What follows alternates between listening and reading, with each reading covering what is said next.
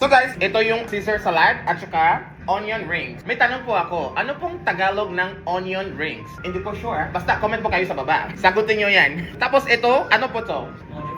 Mojo fries. Tapos ito, peng salad. Ano po yung mga ano niya? Sangkap. May cabbage, lettuce, itlog, carrots, sibuyas. So ano yan? Healthy yan. Pero dalawa pala yung salad niyo ah. Itong Ben salad at saka ito, Caesar salad. Tapos ito, mojo fries. Kamote po to? Or potato? Potato. Paano yung cotton yan dito? Sige, tikman ko nga. Mojo fries. Guys, sa mga tao na nanonood dyan, natikman nyo ba ng mojo fries? Ako, first time ko eh. Sa inyo ba? Oh.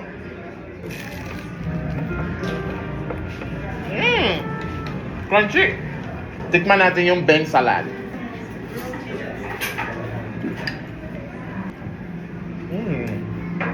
Alam mo yung ramdam na healthy, na may konting natural na tamis.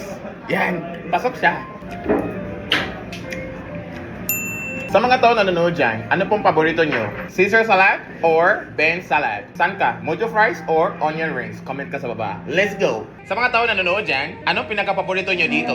Anong gustuhan nyo dito? Pizza? Pasta? Salad? Onion rings? At saka mojo fries? Or ang gusto nyo dito ay manok? Ikaw, anong pinaka-gustuhan mo dito? Mag-comment po kayo sa baba. Let's go!